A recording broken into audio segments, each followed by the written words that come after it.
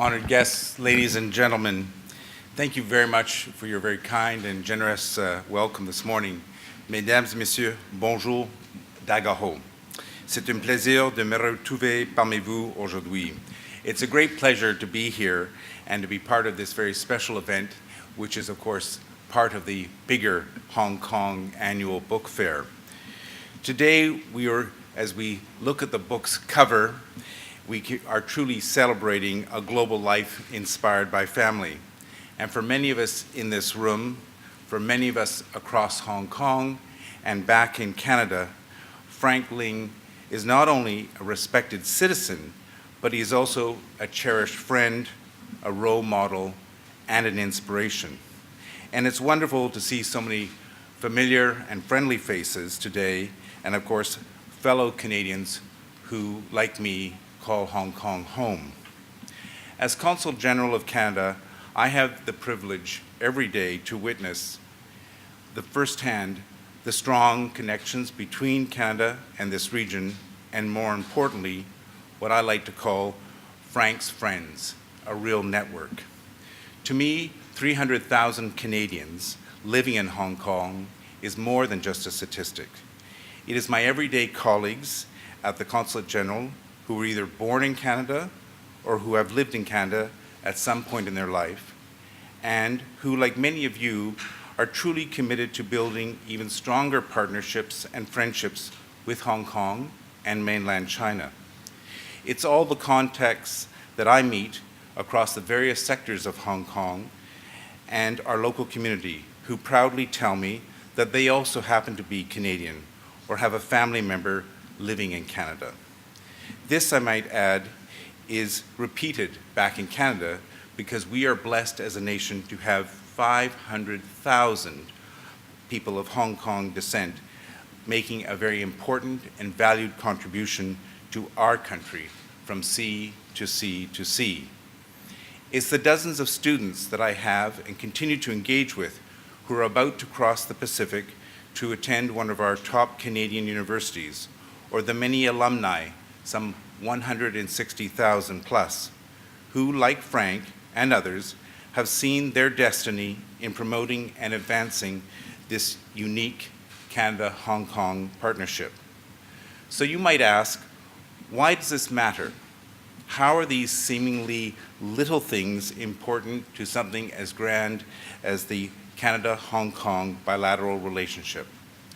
As I reread this fascinating account of a rich and accomplished life, an adventure achieved with the support of his cherished family, his wonderful and loving wife, Loretta, some might even dare say a very patient Loretta, and many, many trusted friends on both sides of the Pacific. The answer is very, very clear to me. Every little bit adds up. And the reason why Canada resonates in such a strong way in this dynamic city and the ever-growing prosperous region of the world is very clear. Hong Kong is truly valued for its culture, its values, its traditions, and these continue to be very important to all Canadians. It's because of the people gathered here this morning and in this audience in front of me. Without you, there would be no institutional dialogue, no growth in trade and investment, and I might add that in the first 3 months of 2014, Hong Kong became Canada's 5th largest market globally, which is quite significant. There would be no people-to-people ties, no relationships, no networks, and no sharing of values. Thus, we owe much of our success to what I like to call Canada's ambassadors, amazing people like Frank Ling. Indeed, Frank is very much one of the pillars of the unique ties that bind Canada and Hong Kong, ties that have grown stronger and stronger thanks to his insights, perspectives, and wisdom so eloquently captured in this fascinating book. As you will read, Frank Ling's upbringing, his travels, his family life, and his career are an auspicious mix of courage and stamina, vision and entrepreneurship, a strong respect for others, and a tremendous commitment to social responsibility. It's a love of two communities, of two cultures. For Frank, for Loretta, for their lovely family, those still living and those passed on, they remain essential values for Hong Kongers too, as equally as they are important values for Canada and all Canadians, back home and abroad. As we have read in the pages of this book, and as we will hear from Frank today, the goal was, and still is, to harness all of these attributes so to push forward a philosophy of life.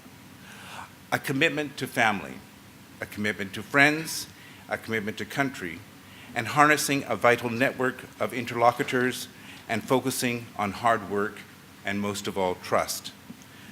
I believe that this book tells us of these values and some very significant contributions and accomplishments. But friends, Frank Ling would be the first to modestly smile with that wonderful, warm, and impish grin, and he would look down, but he would smile and say that the book speaks of the fellowship of spirit, a spirit that we all appreciate, respect, and adore, and we'd hear him quietly say, "Hey, I was just doing what came naturally." From his birthplace on Hong Kong Island to Canada, and back and forth, and back and forth, and back and forth many times. His friendship and his extensive network, no, let me say our network, because it truly is shared. It's because of people like you in this room that have reaped the rewards of this friendship. People like Frank and Loretta and their family. They've given us a lot and they've shared with us a lot. Frank Ling has always been true to this identity, capitalizing on both the strength of his Canadianness and his family roots and Hong Kong's legendary sense of determination. These have helped shape the man that we truly respect today. Honored guests, ladies and gentlemen, Pray Standing is a unique autobiography of a fascinating partnership. I think it truly reflects the special relationship that Canada has with Hong Kong. Thanks to Frank, it remains a commitment and a friendship that the Government of Canada respects, values, and indeed cherishes, one that is both beneficial to the community you live in and the country that I represent. The close collaboration between Hong Kong and Canada has been synonymous of many successes in the past, and I believe is poised to generate even more in the future. So in closing, I would be remiss if I did not thank the government of the Hong Kong Special Administrative Region and mainland China for their dedication and support to advancing the terrific ties between our economies and people. Frank has had and still is having an amazing journey with all of us, and I hope that this book inspires you to greater excellence and greater excellence in citizenship. Merci beaucoup. Dao Jie. Thank you, Mr. Burchett. Please be seated. May we now invite Miss Peggy Liu, Senior Manager of Exhibition Department from HKTDC, to present the souvenirs to our speakers as a token of appreciation. Mr. Ling and Mr. Chen, please.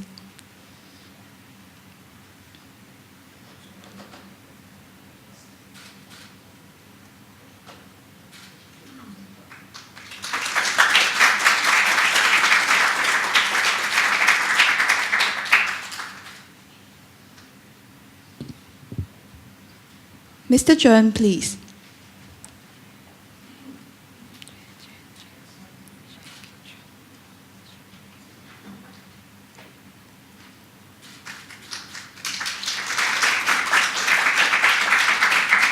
May we also invite Mr. Burchett and Mr. Ling and also Mr. Chen to come forward and join our group photo.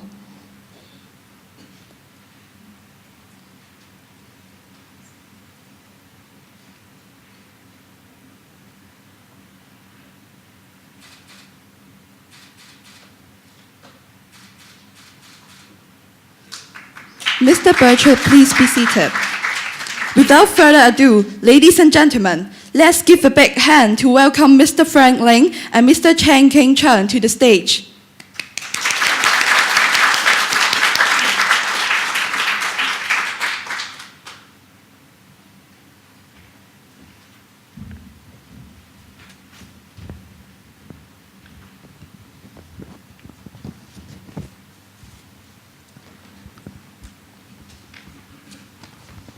Good morning, ladies and gentlemen, and thanks for coming to this sharing section with Frank and his books and some of Frank's good friends. I think he has a lot of friends here, and waiting for his sharing of his wonderful books.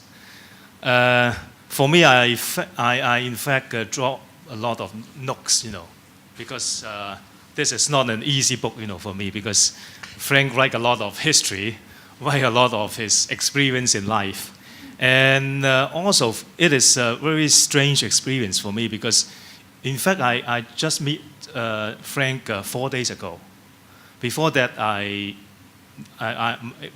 forgive my ignorance, I'm not, quite understand, Frank's story. But reading I've this read book, your newspaper. Yeah, thank you very much. Thank you very much. Thank you very much. But reading this book is a very wonderful experience because as a generation younger than Frank, reading this book makes me to experience again, how Hong Kong coming from, 1940s, 1950s, that very difficult periods. And also a young man at that time, how to struggle, to find his career, to find his better life, a very long history. So I think these all kind of things that I want to share with you and want Frank can share with all of us. So I think when I start this section, I think first of all, I think I will have a dialogue with Frank, and then I'll give the floor to raise their questions or their comment to your book. Right.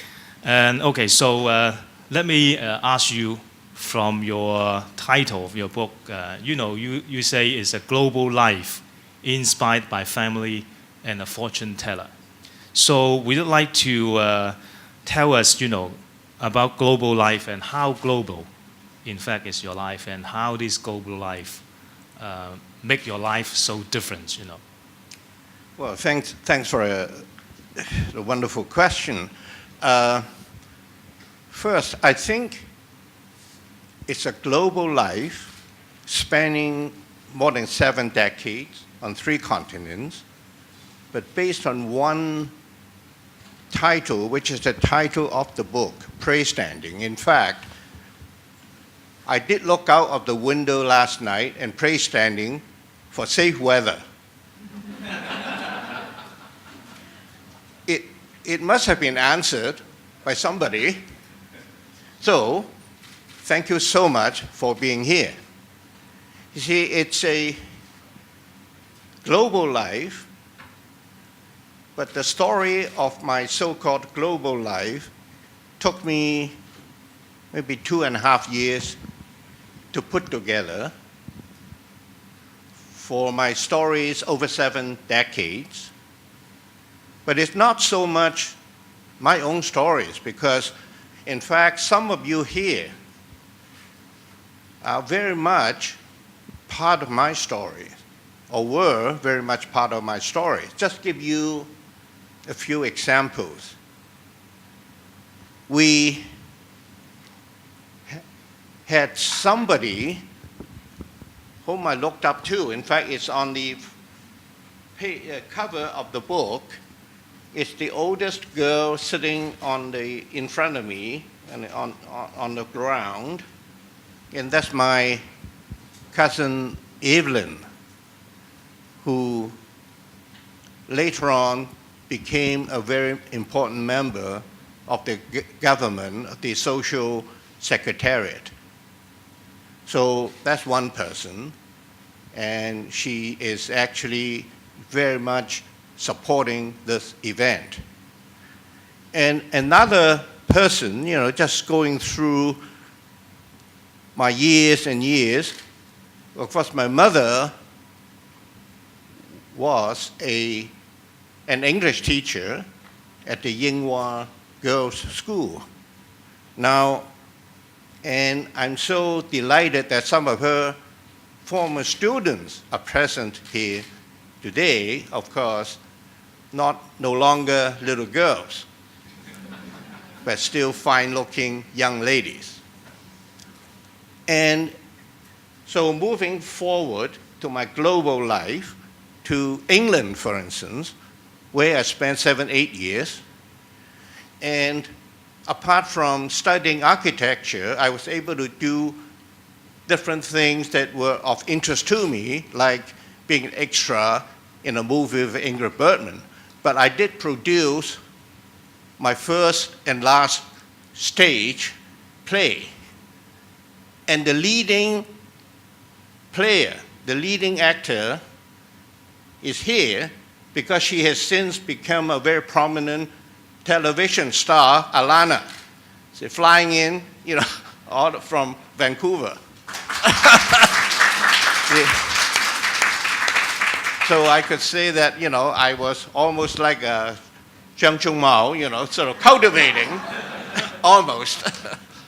And moving forward, of course, I had the opportunity to be very much part of the sort of police community in Ottawa, sort of heading up a police board. And again, I had the pleasure of meeting the first police commissioner of Hong Kong of Chinese origin, Mr. Lee Kun Ha, who is extremely, extremely supportive of me, and we always see each other and gossip. Every time I came back to Hong Kong, I say, what's the latest? And last but not least, when I was very much involved with the Hong Kong Canada Business Association, and I had the privilege and honor to be chairing the first Hong Kong Festival in Canada in 1992. There, I was working with the rising star of the Hong Kong government then, Mr. Stephen Lam, who of course has risen to the chief secretary of here. And there are many, many others. In other words, what we're sharing, KC, not so much my stories, but their stories. And this is, where we are really should be focusing on, because I want to listen through you, their thoughts, their interest, on the topics in this book. Okay. So I think, yes, I hope Stephen and other friends of Frank can share their stories. And Frank, you serve the police commissioner in Canada, and I hope you can give some advice to our police force, in nowadays, and how to deal with so many, rallies and protests. Well, my wife and I actually did have a chance to practice on the shooting range, but as you know, I'm not really a police person, okay? I was just actually appointed by the provincial government to be the chair of the Police Services Board that oversees the police services. So in other words, in no way I should really be thinking or even acting as a police officer. But on the other hand, I'm sort of chairing the governance of the police services, sort of working very closely with the chief of police. So, but through that experience, I've learned a lot about actually minorities,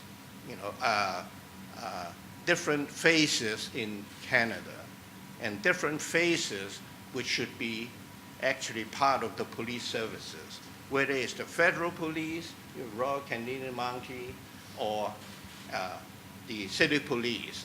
In fact, I've also learned later on from a very good friend who's present here today, because he was like me, brought up in Hong Kong, but you know what? He was a real police person. He was actually the head of FBI in Canada. He's here, but he's no longer. He's actually doing much better financially now in Hong Kong. So I'm so glad that, through my friends again, I'm learning about different things, including policing. Okay, good. And also, let me ask one more question about your book's title. Is that you said that you are inspired by a fortune teller. Yes. And I think now Hong Kong, I think some of us even now want to find a good fortune teller to tell us what Hong Kong will be going to. And at that time, I think you also, I think at that time maybe you think the future is so, grooming and what don't know how to, go further next step. And I think some of the Hong Kong people will feel like that, So can you share with us why at that time, how much can that fortune teller help you? And also we'd like to please tell us, when you, for example, at that time you go through that difficult period and now you're in Hong Kong. Yeah. And how could you, give us advice, how to deal with such, difficult period? This, I think, is an excellent question because I've been even questioned about the fact that I went to a fortune teller because I was brought up in a Protestant family. Even my grandmother, who passed away at the age of 102, was a devoted Christian. And also I was brought up through high school for many years by the Irish Jesuit. So for me, it's a mixture of sort of Protestant, Catholic sort of experiences and now. So, but then being a Hong Kong person, there's always a plan B, right? Backup, just in case. But that wasn't really exactly that, because what happened then was around about 1966, when I had lost my job in Malaysia, in Borneo.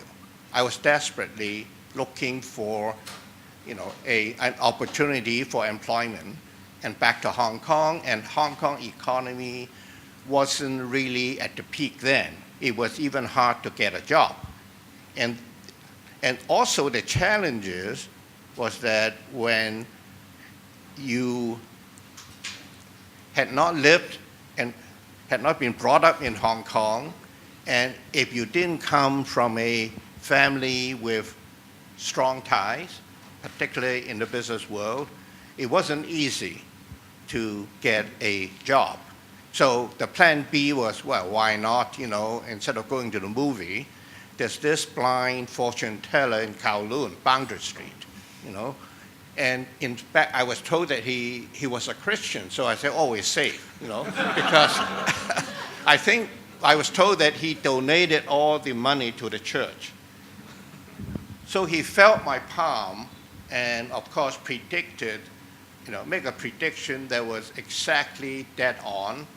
And, of course, I wouldn't tell you detail, but you have to buy and read the book. However, the key was that he said that, my friend, you should go to, what's good for you in the long run is you should go to as far a place and a cold place, as far and cold as you can. So I ended up in Canada, Ottawa. And, so I've been there since 46 years with a short, maybe 2.5 years at Harvard. Now, by the way, I just want to go back, if I may, to the beginning of my comment. When I was introducing the book cover, that beautiful girl sitting there, the tallest girl, okay? Someone I looked upon as my big sister, because I didn't have a sister then, because my own sister was born 11 years after that. And this big sister, my mentor, my role model, is here today. She's just arrived.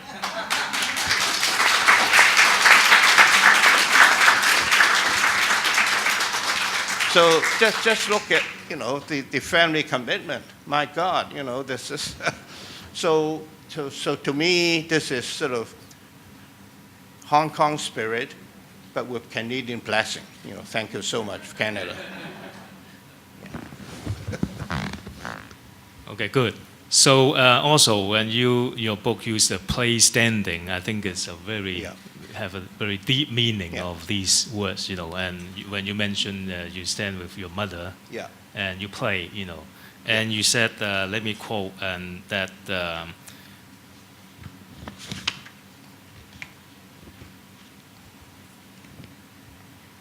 My mother grabs my hand and unhesitatingly nodded her head. Okay, and the calm, well, my eye is not very good now, but I'm old. And her calm manner of the unmoved response was to become the guiding focus of my life. Okay, with trust. All is indeed, and no matter what. So is it, is your faith in your life? So can you share with us, why, this play standing give you such a, deep in your memory? Well, for that, I must first thank my mother, who passed away in a relatively young age. But she was a great teacher, not only my teacher, but the teacher of actually a few of you who are here today supporting this event. And I was told that she was a good teacher because they didn't give her a nickname. So teacher of no nickname had to be. So I had the benefit of learning English from her at home. Of course, it was forbidden to study English during the Japanese occupation, along with Chinese from my grandfather. And the praise standing idea for the book came from this memorable, unforgettable incident during the Airline bombing. So that's 2 years before the end of the Japanese occupation.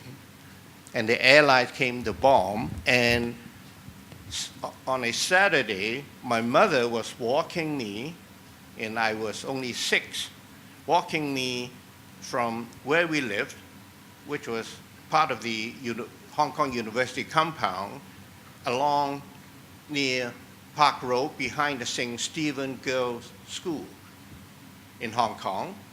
And of course, there's a side story, St. Stephen Girls' School, because I had no other school to go to after the war, so I became a student in a girls' school, which didn't last for too long. So, however, so during that time, all of a sudden, there's siren, and the bombing started, literally within seconds.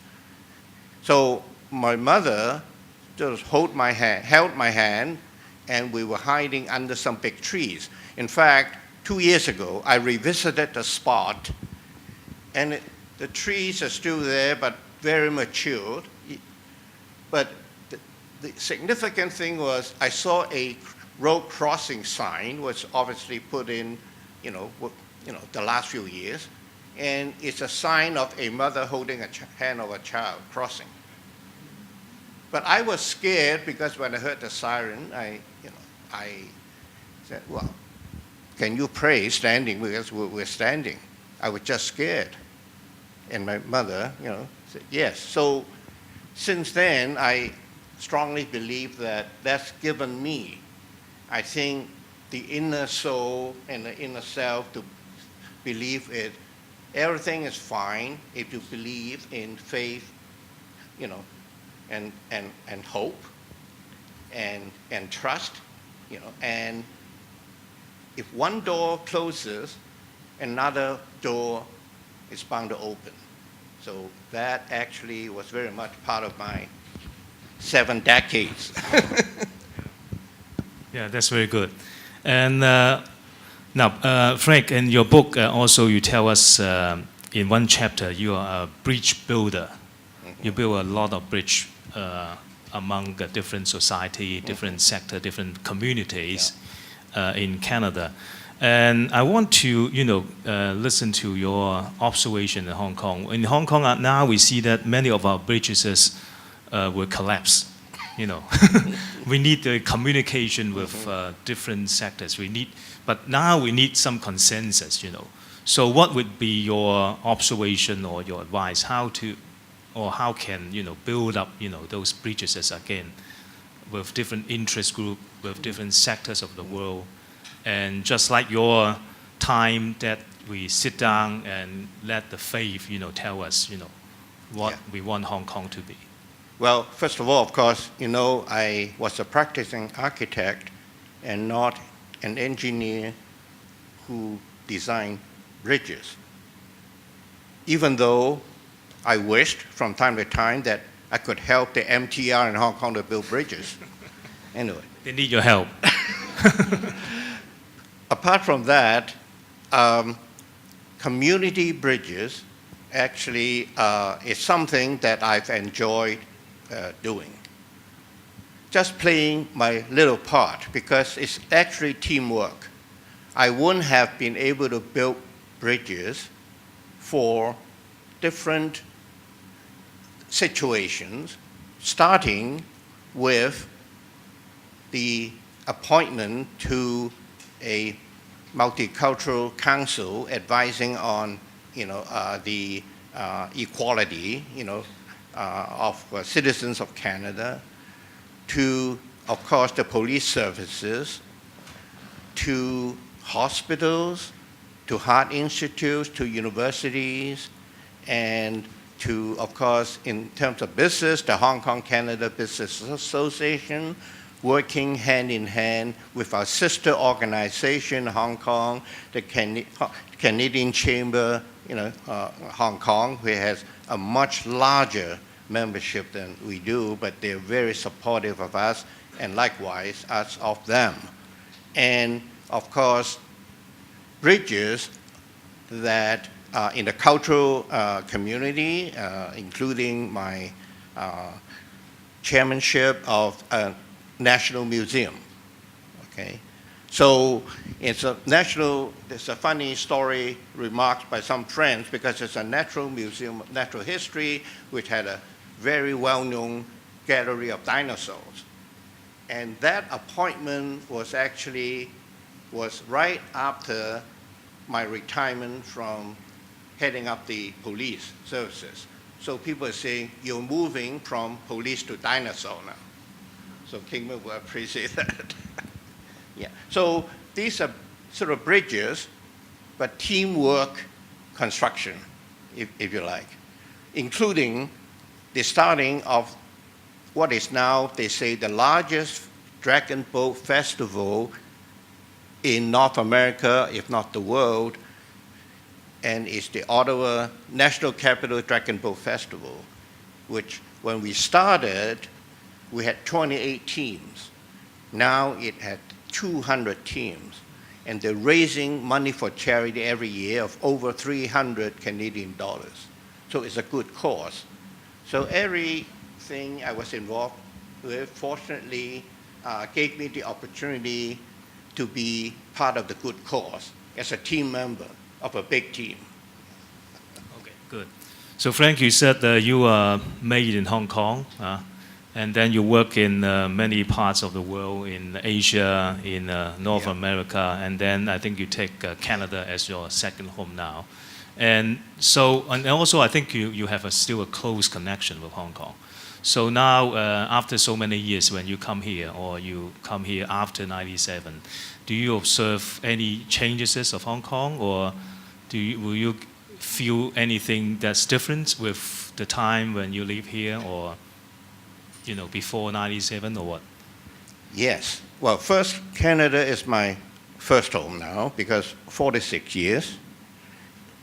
But the unique thing about Hong Kong, or living in Canada, coming to Hong Kong, is you always have a lot of things to look forward to, particularly in a small capital city of Ottawa. The Chinese food is terrible. The Western food is okay, not quite as the same as Vancouver, Toronto. The best actually is Vietnamese food in Ottawa, so which is probably compatible to the Hong Kong standard. And shopping, so-so, because we have HST, tax and all that, right? So Hong Kong is always the great attraction and something to look forward to. But actually, it's much more than that. You know, I wasn't too serious when I talk about food and shopping, because my heart is actually a combination of sort of Canadian and Hong Kong sort of spirits, you know. And my soul is actually blessed by Canada, but it's always rooted back to the origin of Hong Kong, starting with my mother and the church and the school and, you know, moving on. So every time we came back, sometimes twice a year or even more, I still notice the gradual change. And as an architect, actually, I'm less drawn to, let's say, the physical change as such, because I see those every day in different cities in the world.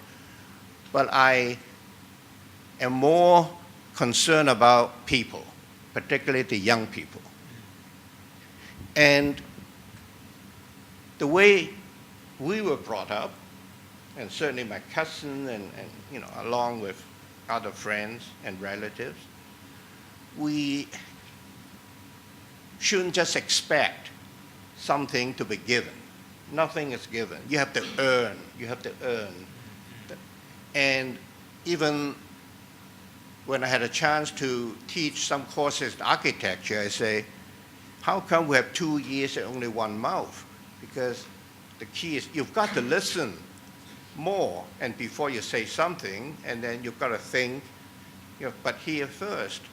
So to me, this is something that I'm a little concerned about the younger generation, not just in Hong Kong, even my grandchildren. We sit, you know, at the same dinner table, but the way to communicate is the BlackBerry or the iPhone, right? They text across the table. And that, you know, that's very, you know, concerning to me. And I think in Hong Kong, we were challenged by the fact that right from the day I was born, we were under rule by foreign countries, right? It started with the British Empire, and then the Japanese came. So we had all these, a lot of tests of our, you know, patience, our perseverance. And the adaptability is so important. Not just when you were under a lot of challenges, but when you have to move from one place to a foreign country, even more so. So it all goes back in my mind, and maybe you can help me to understand that more, because you are in the journalism, you're in the media area. Education. Education, education. Yeah. Thank you, Frank. And yes, I agree with your observation, because now people lack of communication. Sometimes around the table, they use the, as you said, the WhatsApp with each other rather than talking, you know, or communication. And okay, so would you like to give more advice on the how can our younger generation to do, you know, nowadays, not only in Hong Kong, I mean for Canada, or you know, to learn from your experience, you know, how to deal with their, you know, future, or how can they make life more wonderful or more beautiful, you know, and more open their ears, but not just, you know, use their mouth to ask for many things. In my humble opinion, okay, it is the human aspect that is very important. So when young people or even older people, when we talk about things that should happen and so on, I think there's a difference between need and want. In fact, this is something that we were taught even in the design school, in the planning school, because what people need should be the objective and not want, because want is very subjective. So, which means that when we think about need, social need, economic need, I think it's very important to try and think not just for yourself. You are really part of the society, community. It's the well-being, not just yourself, but it's the need. But sometimes the need has to go through a series of studying, listening, questioning, and understanding before you can come to what we then call the need would now be the objective. Now, in the planning school, we talk about social need, economic need, and political need. To me, political need is the wrong way of describing it. For me, the political aspect is an instrument that should really be serving the needs, because it's actually by far, well, it's certainly not in the same order as social economic needs. So something I hope could be taught or learned or debated at school right from the younger days. Because when I was a young student, I think we were not encouraged to debate with the teachers. And that's why sometimes we had problems with the teacher and the way we saw them. And that's because of that, when I was in Form 3, I received the highest punishment in history at the Wayang College by my form teacher. And the punishment was to write 30,000 lines. 30,000 lines of I must not play in class. Deliver in 1 week. Now, so right away, I had to either say, well, I'm going to give up, or maybe there's a need to do something innovative and meet the challenge.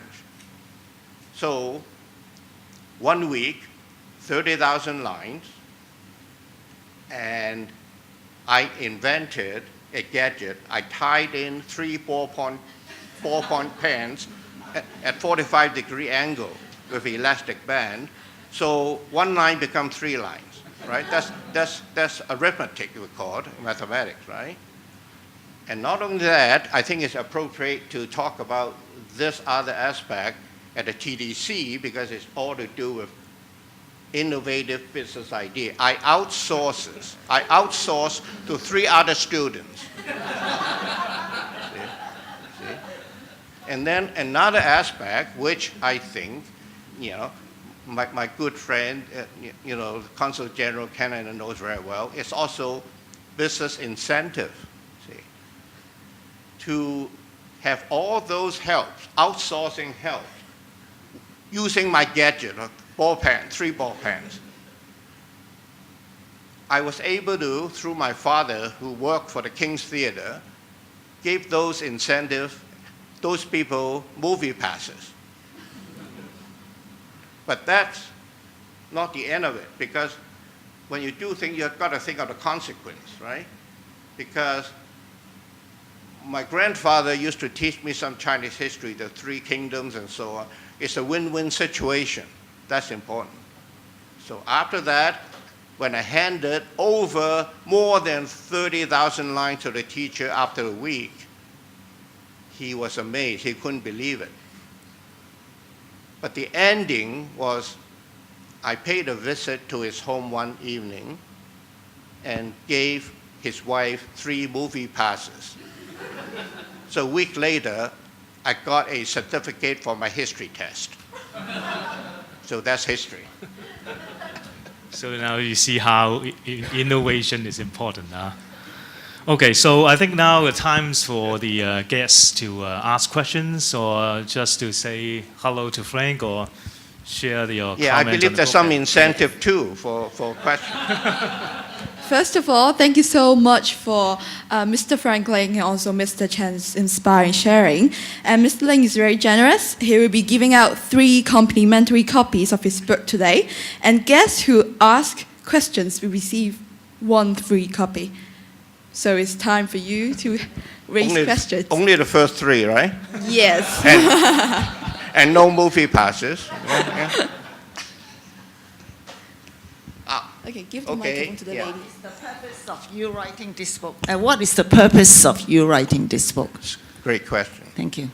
Well, first, I was never a writer. Even now, I've enjoyed, having done this project. And it all came about when I was lying in hospital bed and I had time to think, and then I decided to capture my stories, but my memory is still good. In fact, it's still very good. Thank you very much. But I said that it's important for me to record these for the next generation, children, grandchildren, and friends.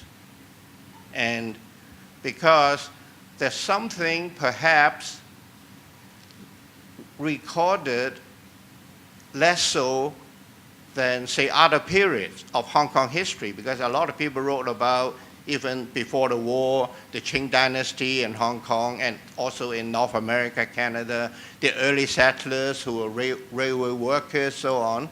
And then a lot of people wrote about, after the Second World War, between Hong Kong, China, what happened, and then about the future of Hong Kong. So I happened to be there during a certain period, which might be of interest to a lot of other people. That's how, I decided to write it. Yeah. Any question? Okay. Maybe Ms. Ling pick for us. Yeah, I'll take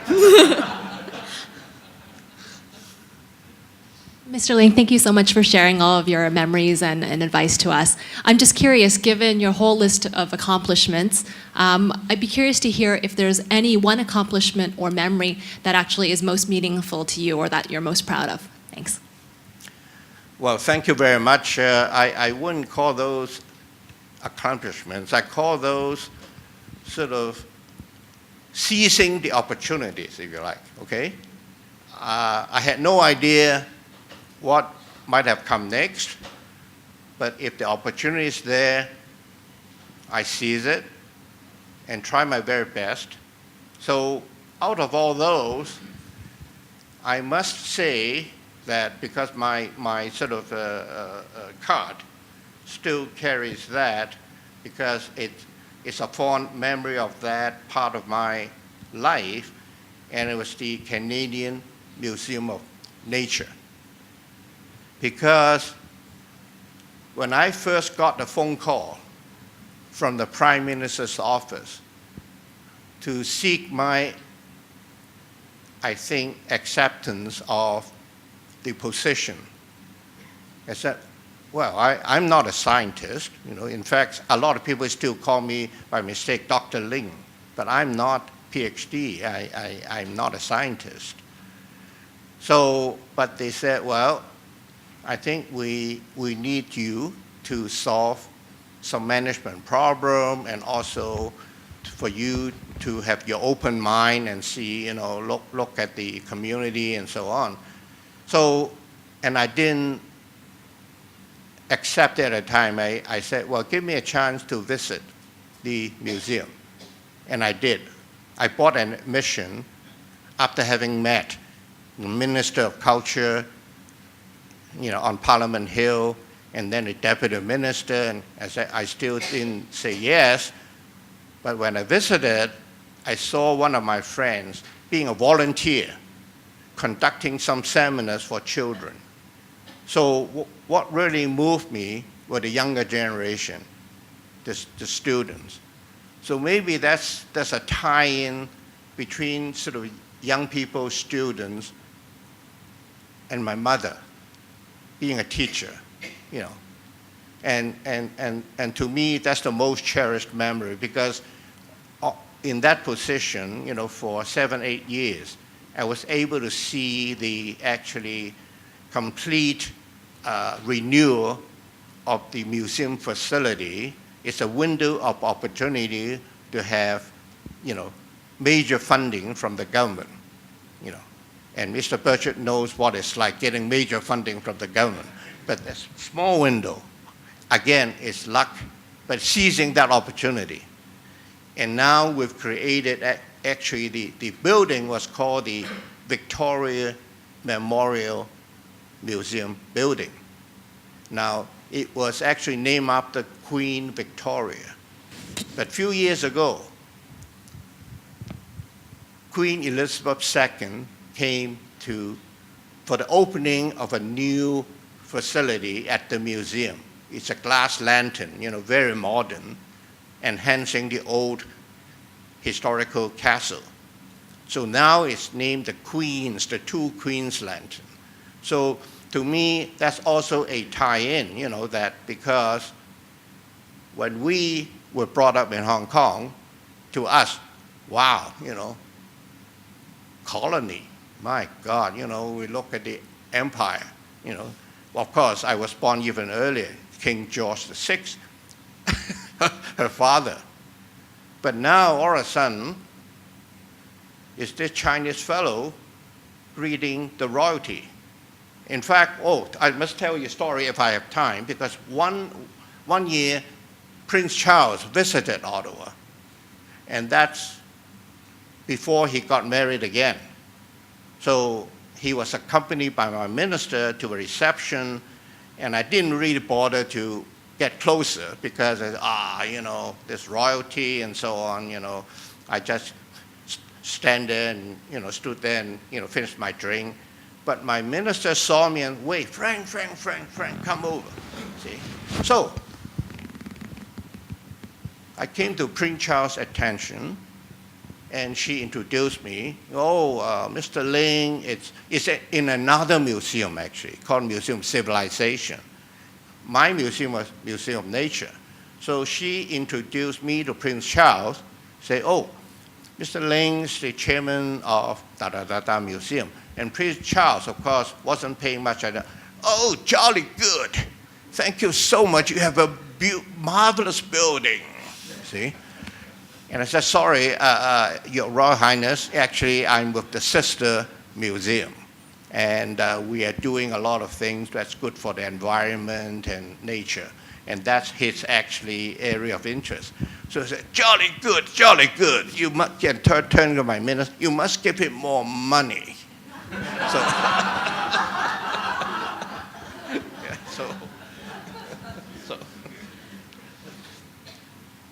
Okay. 2 books, 3 books. You first. Yeah, please. Yeah, this and then Alana after that. Yeah, after you, sir.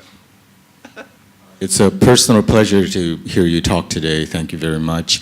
My question, actually, it's a twofold question. In the beginning of your book, you talk about the Japanese occupation. I'm an American, but my mother went through that in a very terrible way. Now that Japan is rearming and probably being my country's proxy in Asia, and maybe changing the peace constitution, I was wondering emotionally how you feel about that, having lived through the occupation, and now as an older, wiser, more objective person, what can you tell us what we should be wary about and what we should not overreact about this rearming of Japan? That's an excellent question. The end of last year, I had my first book launch in Ottawa. See, a lot of people attended, you know, thanks to them. And some people who attended were my friends of Japanese origin. Okay? And it's amazing that how much they enjoy reading the book, but including the part of the Japanese occupation, because they were either young children or had not been born. But one friend shared with me and said, oh, God, it's so fascinating because I was in Tokyo and we were bombed as well. And the other person is saying, God, you know, this is unbelievable because now when we look at each other, you know, we're all Japanese Canadian, Chinese Canadian, and so to me, back to one of my earlier comments, I think one should be focusing on people, not country. You know, country is only represent, you know, making up of a group of people. It's a symbolic representation of people. And to me, perhaps this is fundamental, even for Hong Kong. You know, it's the people. You know, it's the way they think and what they need. So, Japanese people, Chinese people, French people, English people, I think that should be the most important. There's no boundary, really. And Lalana.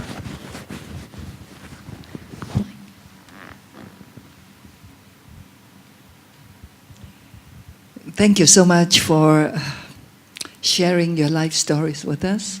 And we really enjoyed it, your talk. Yeah, it's full of inspiration and wisdom and a lot of humor. And we have known each other ever since I was 19. Yeah, in England, back in England. Only a few years ago. And we have grown old together. And both of us are in our 70s, right? Or are you still in your 50s? Well, I take off my glasses. Maybe the high... 51. Eh? 51. No, You only... 1937. Otherwise, I wouldn't have been able to write chapter 1. My goodness. So we would like to find out about your next project. Oh. What is going to be your next project? Another book? Well, I wouldn't even dare to think about that because actually my next project, it's like a sub-project. My good friend, I must thank him again, W.H. Wong. See, he's my sort of, he's my mentor. He is in the process of translating my book into Chinese. So, but in the classical character, classical first, okay? So he's doing that voluntarily because it's friendship, you know? And I'm forever grateful because that's the sort of next project. So who knows if I get invited back next year to the book fair, the Chinese seminar. Yeah.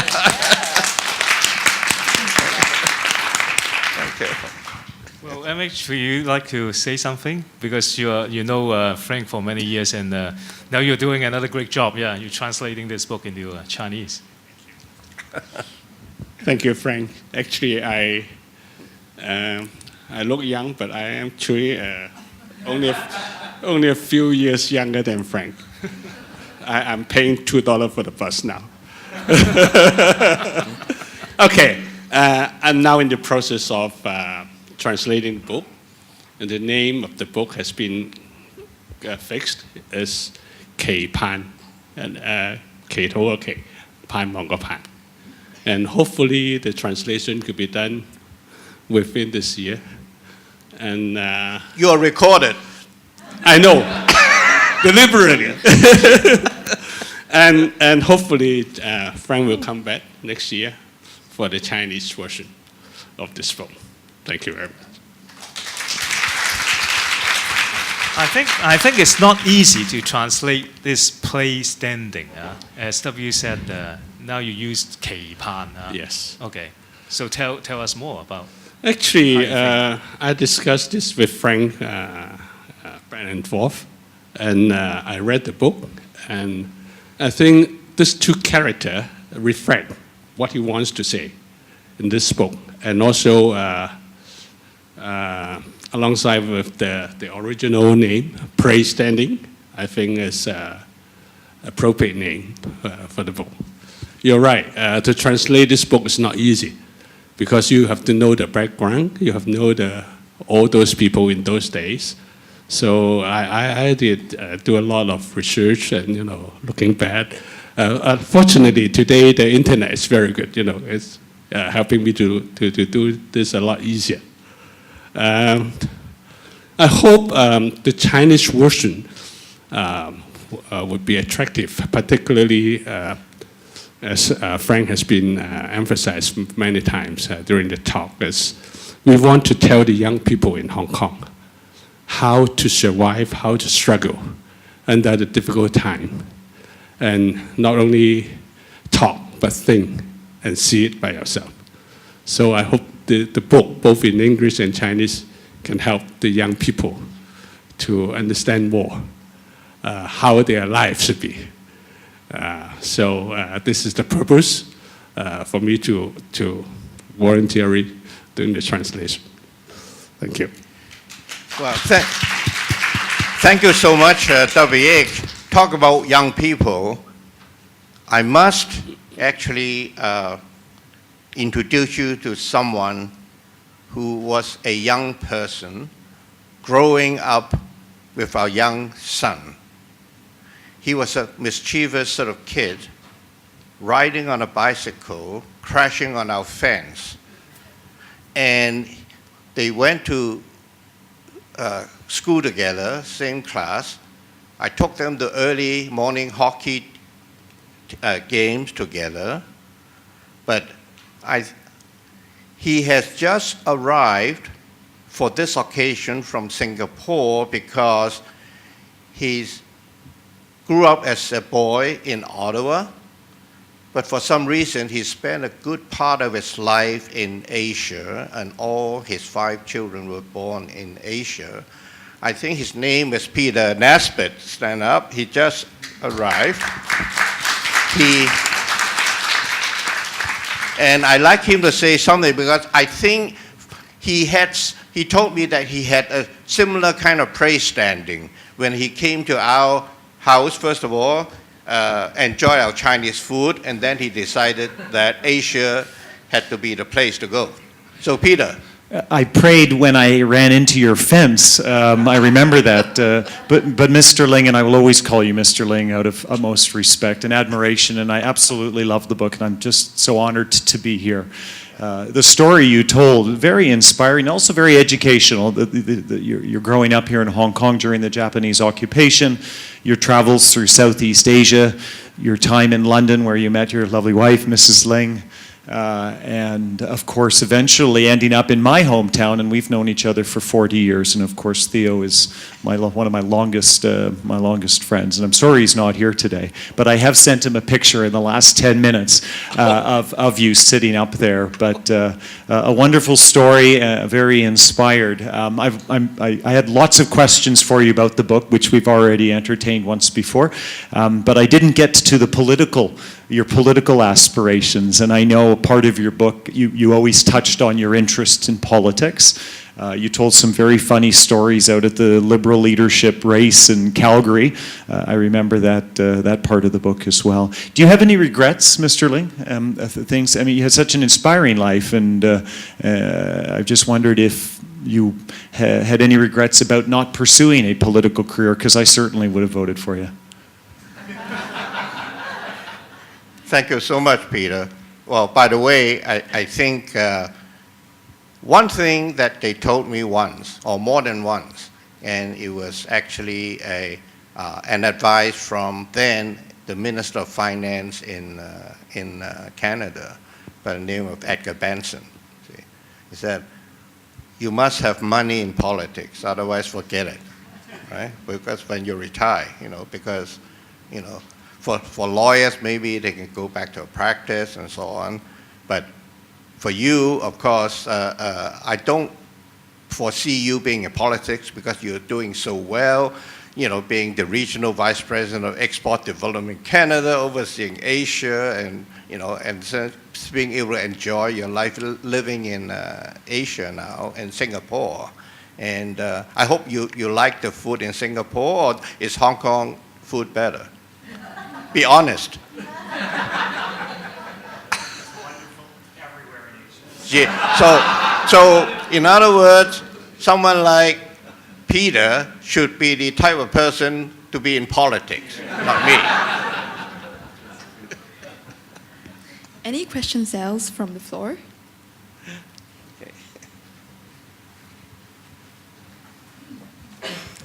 Yeah, Mr. Ling, thank you very much for a very inspiring book.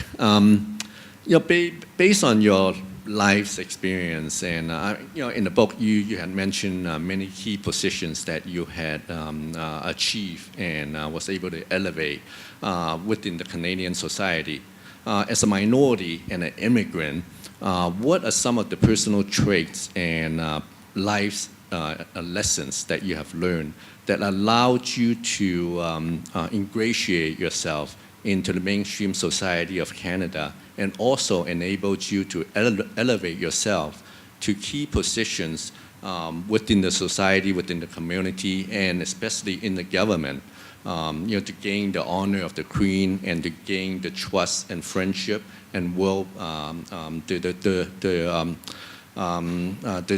goodwill of the Canadian politicians. What is your secret, to be able to achieve that many accomplishment in a home that was foreign to you when you first arrived?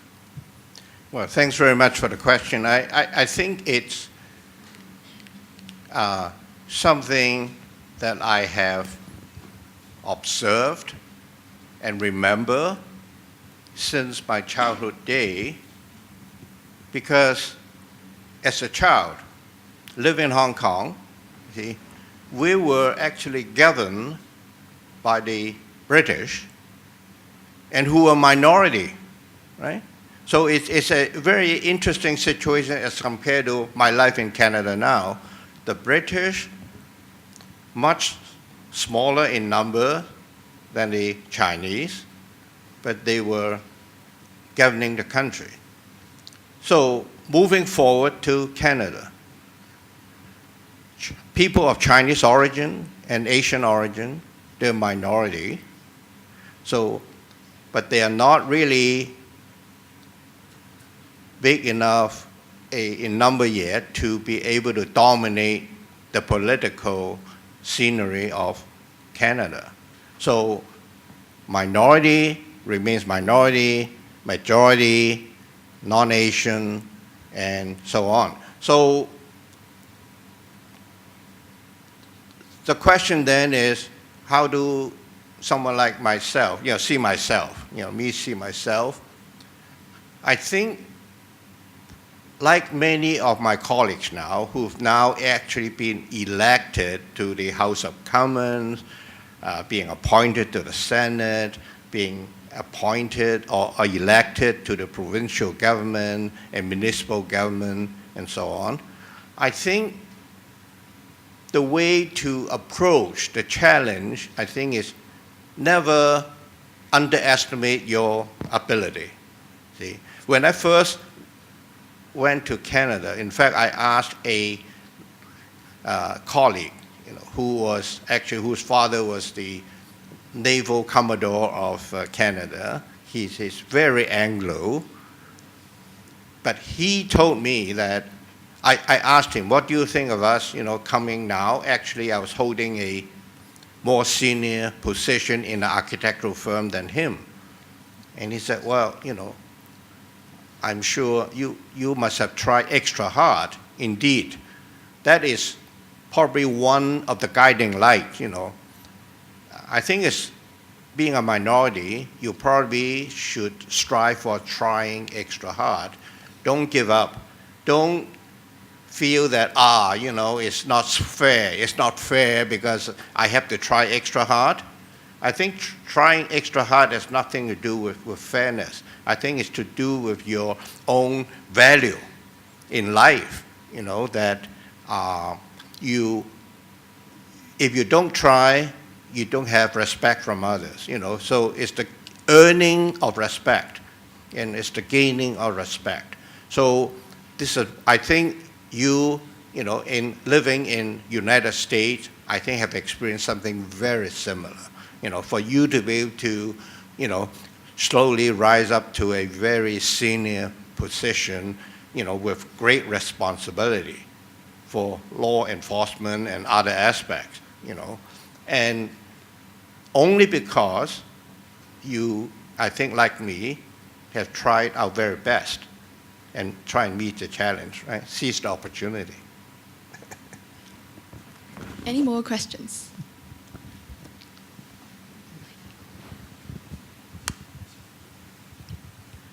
Yes, Mr. Ling. I was wondering if you could ask your pseudo sister, what I call her pseudo sister, because in your childhood, she's very important to you. And I would like to hear something from her and telling about the hidden side of you. Oh my goodness. I'm in trouble now. You see, she's my cousin, and her mother, late mother, was the number 2 sister of my father, who was the only son, in the family. Yes. So, 大表姐 is called. Frank is one of my very dear cousins. There were the 5 of us, sitting on the first row on the ground. The first one is my younger sister, who was just a year older than Frank, and therefore Frank addresses her as Sam Biu Jie. The next one is myself, and then Frank's eldest brother, and the next one is my younger brother. And I'm afraid I can't recognize. No, yeah, that's another cousin. Yeah, yes. Not just the 5 of us. Yeah. We used to live in a very large flat, like the one, the window behind us. That is a 4-storied old building. And as Frank was the 5th one among us, you see there were 5 cousins, including myself. And we call him not Frank, not his Chinese name, but we call him Baby. But instead of Baby, we call him BB. So he's always my BB. When he calls me from Canada, when he comes here into Hong Kong, when he calls me, I will say, oh, you are BB. And he really is one of the cousins that I get to see more often than many other people, because my sister has passed away, my brother is in New York, and therefore Frank is the only one almost coming to Hong Kong more often. I have other cousins in Singapore, because my father was a doctor who came from Singapore, and he studied at the university here. At the time in Singapore, there wasn't the faculty of medicine. So my father, the first one on the last row is my father. Next to that is my mother.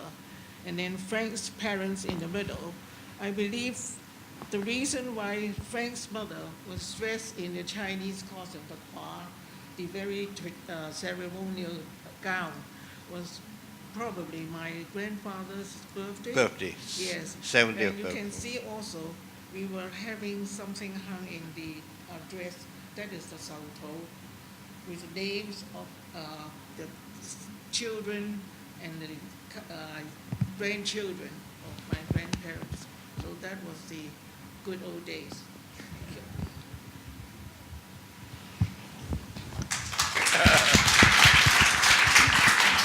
Any more questions from the floor?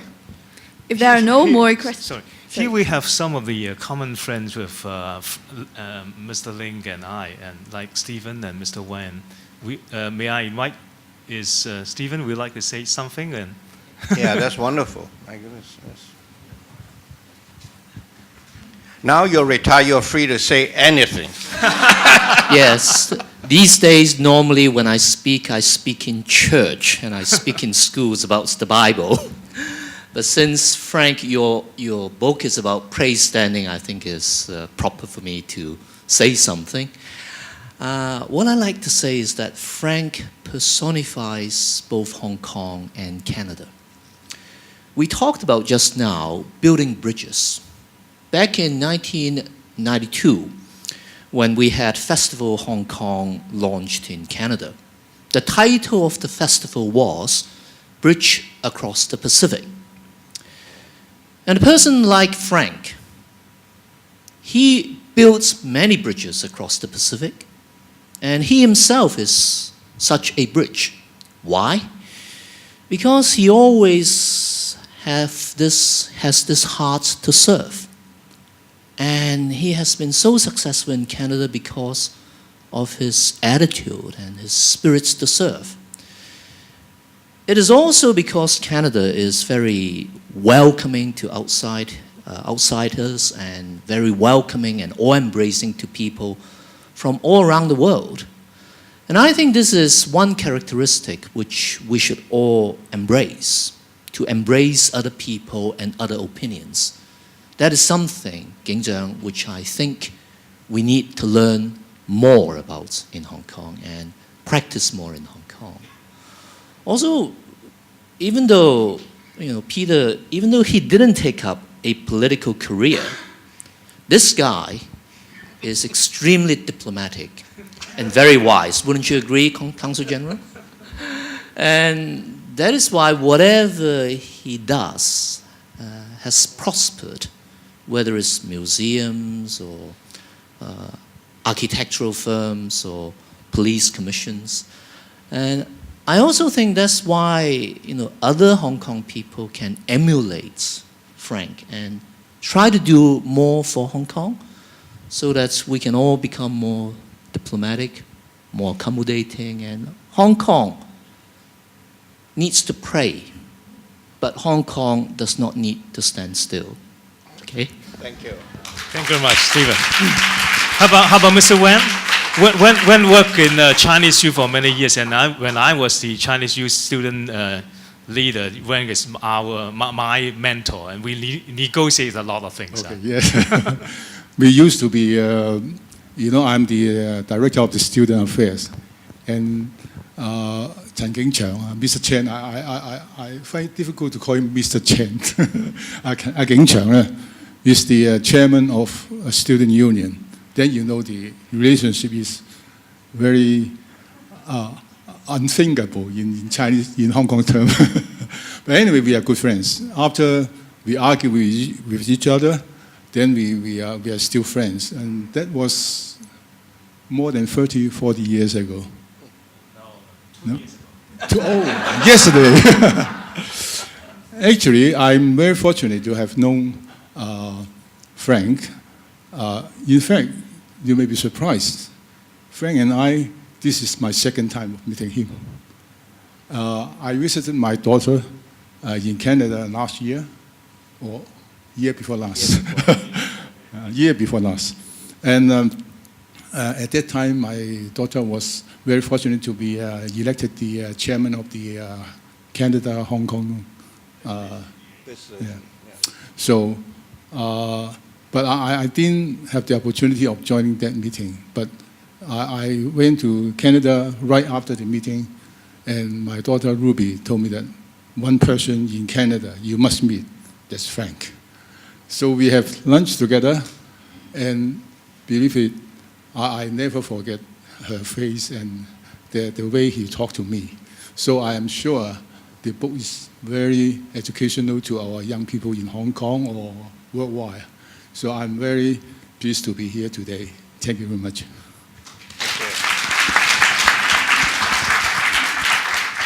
Also, I think last but not the least, may I invite one of the very important person in your book and in your life, Frank, is Mrs. Ling. Oh. We would like to say a few words to us on Frank's book and His book? Was it his book? yeah.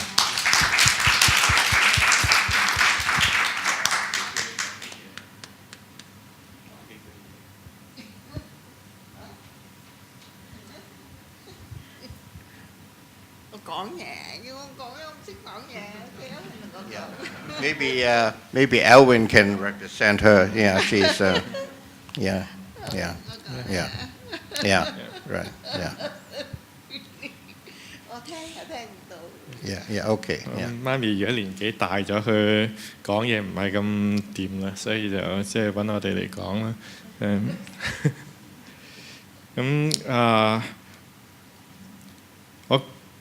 Oh, I should use English. I was talking to her in Chinese and I forgot. Yeah. So, you want to say something? Yeah. I just arrived from Seattle and I'm still jet lagged and not functioning properly. But well, Uncle Frank is very impressive to me. The first time I saw him, he was my mom's husband, and I didn't really know him that much. But then, as I get to know him, I find that he has a certain depth that I haven't seen in other people. And when I talk to him, I always can learn something from him. And that is something that is the most impressive to me. And I'm just thankful that he had given my mom so many years of happiness. Yeah.